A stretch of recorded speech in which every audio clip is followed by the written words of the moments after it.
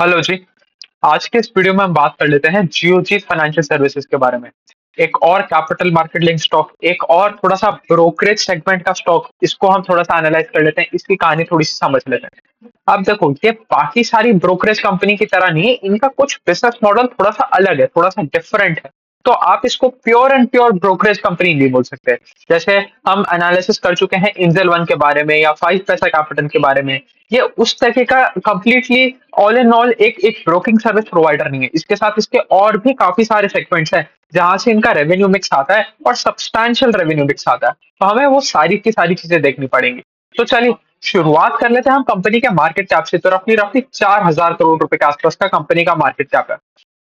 अगर हम इनके तीन मेजर सेगमेंटेशन समझने जाएं, तो पहले तो ये क्या करते हैं, एक अपना पीएमएस सर्विस चलाते हैं जिसमें ये पोर्टफोलियो मैनेजमेंट सर्विस की भाई आप ये वाला शेयर खरीदो, ये वाला शेयर बेच दो, ये वाले म्यूचुअल फंड में पैसा लगाओ, आप गोल्ड में इतना इन्वेस्ट करके रखो, एफडी में इतना इन्वेस्ट करके रखो, ये सारी चीजें करते हैं। तो आपका पूरा का पूरा प्राइवेट वेल्थ मैनेजमेंट वाला डिविजन है इनका। तो एक तो है इनका एडवाइजरी सर्विस से पैसा आता है। तो एक तो इनके पास ये वाला डिविजन हो गया। इसके अलावा अगर हम दूसरे डिविजन के बारे में बात करें, तो कुछ फाइनेंशियल प्रोडक्ट्स ये लोग ऑफर करते हैं। जैसे खुद के म्यूचुअल फंड हो गए, या डिस्ट्रीब्यूशन का भी खेल करते हैं कि भाई ये अपना पोर्टफोलियो में रिपोर्ट निकालते हैं कि भाई एचडीएफसी का ये जो स्मॉल कैप म्यूचुअल फंड है, ये बहुत अच्छा करेगा। तो ये अपने क्लाइंट्स को रिकमेंड करते हैं। तो अगर क्लाइंट को रिकमेंड किया, क्लाइंट ने उसमें 50,000 रुपए डाले, लाख रुपए डाले, 2 लाख रुपए डाले, तो ये एचडीएफसी के पास पहुंच जाएंगे कि भाई हमने आपके एयूएम में इंक्रीमेंट कराया 1 लाख रुपए का, तो आपको जो इनकम हुई उसमें से थोड़ा सा कट हमें भी दो, थोड़ा सा कमीशन हमें भी दो। तो एक इनका इनकम का सोर्स वो हो गया। और तीसरा जो इनका सोर्स है वो है इनका ब्रोकरेज प्लेटफॉर्म, जो जहां पर ये लोग ट्रेडिंग कराते हैं, ट्रेडिंग करा के पैसा बनाने का काम करते हैं। तो वो है इनका थर्ड सोर्स ऑफ इनकम। अब देखो, ब्रोकरेज में भी हमें थोड़ी सी चीजें समझनी पड़ेगी। ये लोग डिस्काउंट ब्रोकर नहीं है, ये डिलीवरी चार्जेस फ्री हैं आपके, और एफ करने पे आपको 10 रुपए या 20 रुपए देने पड़ेंगे, उस तरीके के ब्रोकर नहीं है। ये लोग परसेंटेज में खेलते हैं कि भाई अगर आप 1 करोड़ रुपए का ऑर्डर मारोगे, तो 1 करोड़ का 0.3% के आसपास का ब्रोकरेज हम लेके रखेंगे। तो ये जो full time full service broker होते हैं, जैसे बैंक्स की ब्रोकरेज सर्विस चलती है ना, कुछ उस तरीके से इनका फी मॉडल है। तो यहाँ पर आप देखोगे कि यहाँ पर इनको फर्क जरूर पड़ा कि जो एफएनओ वाले सेगमेंट में थोड़ा सा स्लो डाउन देखने को मिला, तो उसकी वजह से इनके एडीटीओ तो नीचे गए, बट ओवरऑल ब्रोकरेज इनकम फिर भी ऊपर चला गया, क्योंकि ये परसेंटेज में खेल रहे हैं। पर जब आप परसेंटेज में खेलते हो, तो जो आपका डिलीवरी वॉल्यूम है ना, वो बहुत ऊपर जाता है, तो आपको मार्जिन एक्सपेंशन देखने को मिलता है। तो ये चीज समझ के चलना पड़ेगा। तो चलिए इन सारी चीजों से हम आ जाते हैं सबसे इंपॉर्टेंट चीज के ऊपर, कि ग्रोथ कितना कर रहा है कंपनी। अगर मैं बात करूं, तो कंपनी का रेवेन्यू ग्रोथ आया 52% के आसपास का, मतलब बहुत बेहतरीन, कोई दिक्कत वाली बात ही नहीं है। तो 52% के आसपास का कंपनी रेवेन्यू ग्रोथ कर रहा है। और अगर मैं प्रॉफिट ग्रोथ की बात करूं, पैट के ग्रोथ की बात करूं, तो 54% के आसपास का कंपनी का पैट बढ़ रहा है। तो हर चीज बहुत बढ़िया है, यहाँ तक कोई भी दिक्कत वाली बात नहीं है। अब एक काम करते हैं, हम तीनों सेगमेंट को एक एक करके उठाते हैं और देखते हैं किसमें कितना कितना हमारी ग्रोथ आते हुए देखने को मिली। तो सबसे पहले तो हम पीएमएस सर्विस के बारे में बात कर लेते हैं, एडवाइजरी सर्विस के बारे में बात कर लेते हैं। अगर हम देखने जाएं एडवाइजरी सर्विस को, तो एडवाइजरी सर्विस इनका इतना अच्छा कर क्यों रहा है, क्योंकि कुछ ऐसे ये लोग यूनिक फीचर्स दे रहे हैं जो बाकी सारे पीएमएस वगैरह नहीं दे रहे। एक तो क्या है कि भाई आपका कोई भी एंट्री लोड नहीं है, तो डे वन पे आपको कोई भी फीस नहीं चुकानी पड़ रही। तो जैसे आप देखोगे, बहुत सारे पीएमएस सर्विसेज में क्या होता है कि आपको एनरोलमेंट के लिए फीस देना पड़ता है, तो इनके लिए कोई एनरोलमेंट का फीस नहीं है। दूसरी चीज, आपका कोई लॉक इन पीरियड नहीं है, आप आज पैसा डालो और कल के कल पैसा निकालो, आपको कोई भी लॉक इन पीरियड सर्व नहीं करना पड़ेगा। तीसरी चीज, जब आप अगर 1 साल से पहले पहले पैसा निकालते हो, सिर्फ 1% का एग्जिट लोड है, सिर्फ 1% का एग्जिट लोड है, जो almost lowest in the industry है। और इंडस्ट्री काफी ज्यादा लॉक इन के ऊपर भी विश्वास रखती है कि आप हमारे पास आ गए हो, आप हमारे पीएमएस के कस्टमर बन गए हो, तो आपको कम से कम 1 साल तो हमारे पास रहना ही पड़ेगा, 1 साल का तो आपको लॉक इन सर्व करना ही पड़ेगा। तो इनके साथ ये कोई भी झंझट नहीं है। और इनके जो जो एडवाइजर्स हैं वो भी अच्छा काम कर रहे हैं, क्योंकि बुल मार्केट चल रहा है। तो ये सारा बुल मार्केट का खेल है कि भाई जो आपके पास इंक्रीमेंटल पैसा पड़ा है, जो आपने बाजार में ऑलरेडी पैसा इन्वेस्ट कर रखा है, उसका वैल्यू भी ऊपर जा रहा है, और वो देखते हुए लोग बाग और भी आपके पास आके पैसा डालने की कोशिश कर रहे हैं। तो आपका जो बाजार में पैसा लगा हुआ था, वो भी ऊपर गया, नया पैसा भी आ गया, तो आपके एयूएम में और भी ज्यादा जंप देखने को मिला। तो इनका पीएमएस वाला डिवीजन बहुत बेहतरीन किया।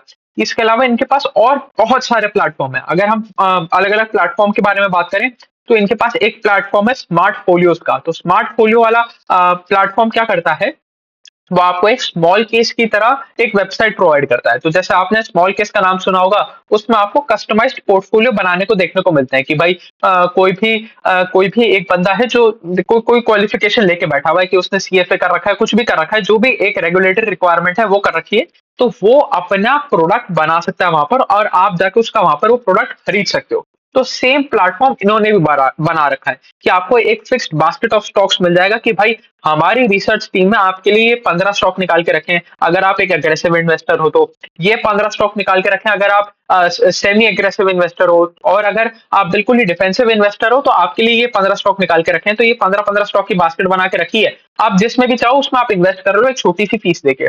तो इस तरीके का इन्होंने भी एक पैरेलल में अपना प्लेटफॉर्म बना रखा है। तो ये वाला भी बहुत अच्छा काम कर रहा है, बहुत अच्छी ग्रोथ आ रही है इसमें, तो मल्टीपल टाइम्स में ग्रोथ आ रही है, तो यहाँ पर भी कोई दिक्कत वाली बात हमें दिख नहीं रही।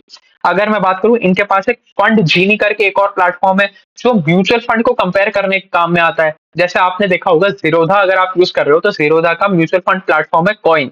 तो कॉइन के थ्रू जीरोधा सारा का सारा म्यूचुअल फंड का काम कराता है। इसी तरीके से इनके पास एक फंड जीनी है जो म्यूचुअल फंड का काम करने में हेल्प करता है कि सारा का सारा म्यूचुअल फंड का डिस्ट्रीब्यूशन थ्रू फंड जीनी होता है। आप वहां पर जाके कंपेयर कर सकते हो, वहां पर आप इनकी रिपोर्ट्स डाउनलोड कर सकते हो, वहां पर आप एडवाइजरी सर्विस ले सकते हो कि भाई कौन से वाले म्यूचुअल फंड में मेरे को पैसा डालना चाहिए। और इनके अगर मैं pure and pure trading platform के बारे में बात करूं, ब्रोकरेज प्लेटफॉर्म के बारे में बात करूं, तो फ्लिपएक्स और ट्रेडर एक्स, ये दो इन्होंने एल्गो ट्रेडिंग से थोड़ा अलाइन होते हुए इन्होंने ये दो प्लेटफॉर्म बना रखा है कि भाई एल्गो ट्रेडिंग में ये होता है कि भाई आप सारा का सारा प्रोग्रामिंग करते हो कि भाई अगर स्टॉक इस लेवल पे आ जाए, इस लेवल से ऐसा हो जाए, मतलब जो भी कैलकुलेशन है, जो भी आपको इंडिकेटर लगाना है, सारी की सारी चीजें आप ऑटोमेट करते हो और वो मशीन के ऊपर रियल टाइम में रन होती रहती है। तो वो एल्गो ट्रेडिंग का प्लेटफॉर्म बनाया इन्होंने फ्लिपएक्स और ट्रेडर एक्स के साथ। यहाँ पर भी इनको बहुत अच्छा रिस्पॉन्स देखने को मिल रहा है। तो ठीक है, ये चीज भी हमने समझ लिया। अगर हम इनके थोड़ा प्रेजेंस के बारे में बात करें, तो ये लोग प्रेजेंट है 20 स्टेट्स और 3 यूनियन टेरिटरीज में। अब देखो, थोड़ा सा समझने का हमें जरूरत है, यहाँ पर हमें बहुत ज्यादा एक्सपेंशन देखना भी नहीं चाहिए और देखने को मिलेगा भी नहीं, क्योंकि देखो ये सारा का सारा है प्लेटफॉर्म बिजनेस। इन्होंने अपना प्लेटफॉर्म बना लिया, प्लेटफॉर्म के जरिए से ही सारा का सारा काम कर देंगे। अगर मैं आपसे पूछूं, आपने अगर कोई भी डिस्काउंट ब्रोकर के पास अगर अपना डीमैट अकाउंट खुला रखा है, तो आप उस डिस्काउंट ब्रोकर के ऑफिस में कितनी बार गए हो? शायद एक भी बार नहीं गए होगे, और आपको शायद पता भी नहीं होगा कि उसका ऑफिस है कहाँ पर। तो यहाँ पर बेसिकली चीज यही है, अगर आपका प्लेटफॉर्म अच्छा है, प्लेटफॉर्म में आपका यूजर एंगेजमेंट है, प्लेटफॉर्म बिल्कुल सही चल रहा है, तो आपको कभी भी ज्यादा ऑफिस स्पेसेस की जरूरत नहीं होती। हाँ, आपको पीएमएस वगैरह क्लाइंट के लिए आपको हो सकता है फिर भी थोड़ा बहुत ऑफिस स्पेस की जरूरत पड़े, तो उन्होंने ये ढंग से एक्सपेंशन कर रखा है, लगभग लगभग 500 ऑफिसेस इनके ऑल ओवर इंडिया फैले हुए हैं। इसके साथ साथ इनका इंटरनेशनल बिजनेस प्रेजेंस भी है, तो मिडिल ईस्ट में जाके भी ये लोग एक्सपांड कर रहे हैं, गल्फ कंट्रीज में भी जाके ये लोग एक्सपांड कर रहे हैं। तो वहां पर भी कोई ज्यादा दिक्कत वाली बात है नहीं। तो जैसे हम बैंक्स में देखा करते थे ना कि भाई आपका सिर्फ 10% के आसपास के ब्रांच एक्सपांशन है, ये तो आप अच्छा नहीं कर रहे। अगर कोई कंपनी, कोई बैंक 15-20% के आसपास का ब्रांच एक्सपांशन कर रहा होता था, तो उसको हम हाई ग्रोथ कंपनी माना करते थे। तो यहाँ पर वो केस नहीं है, अगर ये 5% भी ब्रांच एक्सपांशन कर रहे हैं ना, तो that is more than sufficient. इनकी ब्रांच हमें ज्यादा एक्सपांड होती भी नहीं देखनी चाहिए, हमें देखना चाहिए कि भैया इनका क्लाइंट बेस किस बेस पे बढ़ रहा है, कितने नंबर ऑफ क्लाइंट्स इन्होंने ऐड किए। अगर वो नंबर अभी हम देखने जाएं, तो इन्होंने लास्ट क्वार्टर में 26,000 के लगभग क्लाइंट ऐड किए थे, 26,000 के आसपास का क्लाइंट एडिशन रेट था Q1 FY25 में। अगर मैं Q2 FY25 के बारे में बात करूं, तो क्लाइंट एडिशन रेट बढ़ के पहुंच गया है 35,000 के आसपास। तो देखो, आप ग्रोथ आ रहा है, ये होता है ग्रोथ कंपनी का सिंपल सा नजरिया देखने का, कि हर चीज में आपको नंबर बेहतरी की तरफ ही देखने को मिलेगा। कि भाई पिछले क्वार्टर में 26,000 ऐड किए थे, तो इस क्वार्टर में हमने 35,000 ऐड कर लिए, फिर अगले क्वार्टर में 35 से हम 45-50 की तरफ जाने की कोशिश करेंगे। तो बहुत बेहतरीन बात, यहाँ पर भी कोई दिक्कत वाली बात नहीं देखने को मिली। अब थोड़ा सा अगर हम रेवेन्यू सेगमेंटेशन समझने जाएं, तो 43% के आसपास रेवेन्यू आता है इनका ब्रोकरेज वाले सेगमेंट में से, 25% आता है डिस्ट्रीब्यूशन वाले सेगमेंट में से। डिस्ट्रीब्यूशन में क्या हो गया कि भाई आपने किसी दूसरी एएमसी कंपनी का म्यूचुअल फंड रिकमेंड किया, उनके म्यूचुअल फंड एयूएम में बढ़ोतरी करवाई, और उसकी वजह से आपको एक फीस देखने को मिली, तो ये चीज भी समझ ली। 20% आता है हमारा इंटरेस्ट इनकम से, और 12% आता है हमारा अदर सोर्सेज से। अब ये 20% इंटरेस्ट इनकम क्या है? तो जैसे आप देखते हो ना, आपको मार्जिन ट्रेडिंग की फैसिलिटी देखने को मिलती है कि आप ब्रोकर से पैसा उधार ले लेते हो, और उस उधार वाले पैसे को आप इन्वेस्ट कर देते हो। तो जो ब्रोकर आपको पैसा देता है वो फ्री में थोड़ी देता है, उसके ऊपर भी तो इंटरेस्ट चार्ज करता है ना। ये वो इंटरेस्ट इनकम वाला कंपोनेंट है, तो ये वाला 20% के आसपास का कंट्रीब्यूशन करता है। अब देख लेते हैं एक एक करके कि कौन सा सेगमेंट कितना बढ़ रहा है। सबसे पहले अगर हम ब्रोकरेज वाले सेगमेंट के बारे में बात करें, तो यहाँ पर थोड़ी सी इंटरेस्टिंग चीज होगी, इसको थोड़ा सा डिटेल में समझते हैं। अगर हम जैसे बात करते हैं ब्रोकरेज प्लेटफॉर्म में कि भाई आपका नंबर ऑफ क्लाइंट बेस किस बेस पे बढ़ा, नंबर ऑफ ऑर्डर किस बेस पे बढ़े, आपका जो क्लाइंट एक्विजिशन रेट है वो कितना ऊपर गया, हम आपका एडीटीओ कितना ऊपर गया, तो ये तीन चार मोटा मोटा मेट्रिक हम देखते हैं। और हम देख लेते हैं मार्केट शेयर किधर गया। तो जियो जीत के केस में आप मार्केट शेयर देखोगे ही नहीं, क्योंकि इनका इनका मेन मोटिव ये नहीं है कि इनके पास क्लाइंट आए और इनके प्लेटफॉर्म पे बहुत ज्यादा ट्रेडिंग करे। अगर आप इनका ब्रोकरेज इनकम भी देखने जाओगे ना, तो इसमें आप बाकी कोई भी डिस्काउंट ब्रोकर का देखो, उसमें 90%, 85-90% के आसपास कॉन्ट्रीब्यूशन आता है एफ एंड ओ की इनकम से। इनके साथ ऐसा नहीं है।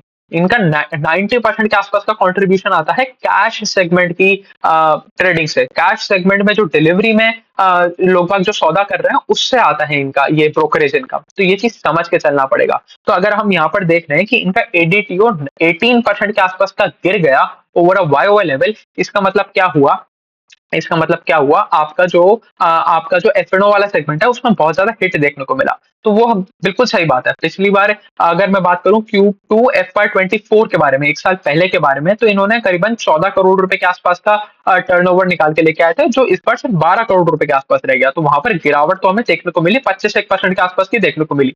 बट वो कॉन्ट्रीब्यूशन कितना सा कर रहा है, यहाँ पर ये खेल नहीं है कि आप ज्यादा से ज्यादा वॉल्यूम में एफ करवाओ। यहाँ पर ये खेल है कि आप अब क्लाइंट ऑनबोर्ड करो और बड़े से बड़ा क्लाइंट ऑनबोर्ड करो। क्योंकि जब कोई भी क्लाइंट कैश सेगमेंट में ट्रेड करेगा ना, तो वो परसेंटेज में रेवेन्यू देके जाएगा। अगर मैं एंजल वन के बारे में बात करूं, एंजल वन का अभी तक भाई 1 से वो लोग अपना पेड डिलीवरी वाला स्टार्ट कर रहे हैं कि आपको डिलीवरी वाले ट्रांजैक्शन के लिए भी ब्रोकरेज देना पड़ेगा। नहीं तो अभी तक तो डिलीवरी वाले ट्रांजैक्शन पे कोई ब्रोकरेज लगता ही नहीं था। तो अगर कोई कस्टमर आ जाता था और कोई एफ एंड ओ नहीं करता था, कोई इंट्राडे नहीं करता था, कुछ नहीं करता था, तो एंजल वन को कोई कमाई नहीं होती थी ढंग से।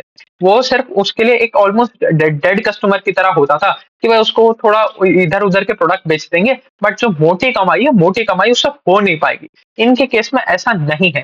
ये 0.3% के आसपास का ब्रोकरेज चार्ज करते हैं। तो अगर आपने 1 करोड़ का सौदा मारा, तो उसका 0.3% ले लेंगे। अगर 10 करोड़ का मारा तो उसका 0.3% ले लेंगे। तो जितना बड़ा आपका ट्रेडिंग वैल्यू होगा ना, कि भाई आपके अगर प्लेटफॉर्म पे पिछली बार 100 करोड़ का ऑर्डर मारा गया था, इस बार 100 करोड़ के बजाय 500 करोड़ का ऑर्डर मारा गया, तो उसके प्रोपोर्शनली इनका रेवेन्यू बढ़ता जाएगा। तो इसीलिए अगर हम देखें, इनका ब्रोकरेज रेवेन्यू अभी भी ऊपर गया है। इनका मैं अगर आपको बताऊं, इनका brokerage income went up by 33% over Y level. तो ये जो फॉल इन एफएनओ के बावजूद भी हमें यहाँ पर गिरावट नहीं देखने को मिली है। क्यों नहीं देखने को मिली है? क्योंकि इन्होंने 35,000 नए क्लाइंट्स ऑनबोर्ड करे। अब जब नया क्लाइंट ऑनबोर्ड किया, तो या तो इनकी पीएमएस सर्विस में गया होगा, या एडवाइजरी सर्विस में गया होगा, या ये स्मॉल के स्मार्ट फोलियो वाली सर्विस में गया होगा। तो अगर स्मार्ट फोलियो वाली सर्विस में भी गया, या कोई सी भी सर्विस में गया, तो उसने यूज तो इन्हीं का ब्रोकरेज प्लेटफॉर्म किया। और जब जब आप वेल्थ मैनेजमेंट वाली सर्विसेज प्रोवाइड करते हो, तो आप कोई 10,000, 15,000, 20,000 वाले कस्टमर के लिए तो प्रोवाइड नहीं करते हो। आप करते हो HNI, अल्ट्रा HNI के लिए। तो अगर कोई आपके पास 5-7 करोड़ वाला कस्टमर आ गया और वो सारा का सारा आपके प्लेटफॉर्म पे ले आया, उसने 5 करोड़ के आसपास का आपके प्लेटफॉर्म पे ट्रेड मार दिया, तो आपकी तो ब्रोकरेज इनकम की कितनी ज्यादा कमाई होगी। तो इसकी वजह से इनके ब्रोकरेज इनकम में अभी भी फॉल नहीं आया। तो इसीलिए बहुत बेहतरीन रिजल्ट इस कंपनी का। अब एक और दिमाग चलाना चाहिए कि भाई अगर कल को सेबी आके, जो सेबी पीछे पड़ गया ये एफएनओ वाले सेगमेंट के, कि भाई हम एफएनओ वाले सेगमेंट को हटाएंगे, इसमें ये सट्टेबाजी कम कराएंगे, ये ट्रेडिंग कम कराएंगे, जो भी है, फॉर एनी एक्सपाइजेड रीजन, कल को एफएनओ वाले सेगमेंट में कोई भी प्रॉब्लम आती है, तो जियो जी तो उससे बहुत ज्यादा परेशान नहीं होगा। क्योंकि वो उसके ब्रोकरेज वाले सेगमेंट का भी सिर्फ 10% के आसपास का इनकम है। तो ये चीज समझ के चलना पड़ेगा। तो हर ऐसा नहीं है कि पूरे मार्केट में हर ब्रोकरेज कंपनी को एफ वाले सेगमेंट से ही पैसा बनता हुआ देखने को मिल रहा है। जियो जीत एक ऐसा कंपनी है जो सारा का सारा ब्रोकरेज अपना कैश वाले सेगमेंट से भी कमा रहा है। तो इसीलिए हमें बिजनेस मॉडल समझना बहुत ज्यादा जरूरी बन जाता है। तो चलिए, ये वाला हमने देख लिया। अगर हम एमटीएफ बुक के बारे में बात करें, ये जो उधार पे पैसा दे देते हैं अपने क्लाइंट्स को, उस वाली बुक के बारे में बात करें, तो वो 80% से बढ़ गया over Y level. Smart folio जो इनका वो स्मॉल केस वाला कंपेटिटर प्लेटफॉर्म है, जिसमें आपको ये predefined bucket of stocks देखने को मिलते हैं कि आप ये वाला स्टॉक खरीद लो। उसके बारे में मैं बात करूं तो वो 3.5 गुने का ग्रोथ देखने को मिला। 3.6x का ग्रोथ देखने को मिला हमें ओवर अ वाईओ लेवल, तो बहुत धमाकेदार। अगर पीएमएफ के एयूएम के बारे में बात करूं तो वो 96% बढ़ गया ओवर अ वाईओ लेवल, और म्यूचुअल फंड एयूएम के बारे में बात करूं तो वो बढ़ गया 50% ऑन अ वाईओ लेवल। तो बहुत बढ़िया पेस ऑफ ग्रोथ। ग्रोथ में कहीं भी कमी नहीं आ रही। कहीं और किसी सेगमेंट में हमें ऐसा नहीं दिख रहा कि भाई यहाँ पर थोड़ी सी हमें प्रॉब्लम देखने को मिल सकती है। आप यहाँ पर कभी भी दिक्कत नहीं आएगी अनलेस एंड अनटिल आपका आपका जो क्लाइंट एक्विजिशन रेट है वो कम हो जाए। तो देखो, बुल मार्केट का स्टॉक है, एंड ऑफ द डे है ये भी बुल मार्केट का स्टॉक, क्योंकि जब बेयर मार्केट आएगा तो ये जो आपको क्लाइंट एडिशन रेट दिख रहा है ना कि भाई पिछले क्वार्टर में 26,000 किए थे, 26,000 बढ़ के अब 34,000 हो गए, इसमें हमें स्लो डाउन देखने को मिल जाएगा। और जो आपका ऑलरेडी एयूएम बना हुआ है ना उसमें उसमें हमें गिरावट देखने को मिलेगी, क्योंकि पहले तो लोग रिडेम्पशन मारेंगे तो उसकी वजह से गिरावट आएगी। उसके बाद जो आपके अंडरलाइंग स्टॉक्स हैं, स्टॉक की वैल्यू नीचे चली जाएगी, इसलिए गिरावट आएगी, और इंक्रीमेंटल पैसा उस पेज पे आएगा नहीं। तो है तो एंड ऑफ द डे है तो ये भी बुल मार्केट का स्टॉक ही, बट ये उतना ज्यादा डिपेंडेंट नहीं है ट्रेडिंग के ऊपर कि सारा का सारा इनका कमाई हो रही है एफएनओ वाले सेगमेंट से। तो ऐसा इनके साथ है नहीं, तो ये चीज हमें देख के चलना है। अब थोड़ा सा अगर हम वैल्यूएशन के ऊपर बात करें तो देखो, जहां तक मेरे को याद आ रहा है 5 पैसा कैपिटल भी लगभग लगभग इतने ही पी रेशो पे मिल रहा था, 15-16 के पी पे मिल रहा था वो वाला कंपनी। यहाँ पर ये 2021 के पी के आसपास मिल रहा है ये कंपनी। 2021 के पी पे ये कंपनी ग्रोथ कर रहा है 50% ओवर वाई लेवल। तो आप देखो कितना बेहतरीन आपको एक स्टॉक देखने को मिल रहा है जो 50% का ग्रोथ लेके आ रहा है। देखो कोई रिकमेंडेशन नहीं है, दिमाग अपना लगाना है। हम सिर्फ ये कोशिश कर रहे हैं कि हम 1 ईयर फॉरवर्ड अर्निंग के कितना पी मल्टीपल स्टॉक के लिए दे रहे हैं। तो आप एक ऐसी कंपनी को 1 ईयर फॉरवर्ड अर्निंग पे 13 का पी मल्टीपल दे रहे हो, जो अपनी सेल्स को, अपने रेवेन्यू को, अपने प्रॉफिट को 50% से ज्यादा पेस पे बढ़ा रही है। तो एक आपके पास ऐसा कंपनी है, और दूसरी ही तरफ आपके पास एक 5 पैसा कैपिटल जैसा कंपनी है जो अपना मार्केट शेयर लूज कर रहा है, कोई रेवेन्यू में ग्रोथ आ नहीं रहा, पार्ट में थोड़ा बहुत जो ऑपरेटिंग लेवरेज देखने को मिल रहा है वो प्लेटफॉर्म बिजनेस की वजह से देखने को मिल रहा है, और उससे ज्यादा उसमें कुछ हो नहीं रहा है। तो ठीक है, यही चीज हमें समझ के चलनी है कि अगर कोई सेक्टर बहुत अच्छा कर रहा हो तो जरूरी नहीं है कि उस सेक्टर के सारे प्लेयर बहुत अच्छा करें। उसमें भी बहुत सारे सेगमेंट बने हुए हो सकते हैं कि एक कंपनी अच्छा करेगा, एक कंपनी अच्छा नहीं करेगा, तो वही हमें ढूंढना है और सबसे बेहतरीन कंपनी के साथ हमें टिके रहना। चलिए अभी के लिए इतना रखते हैं। Thank you.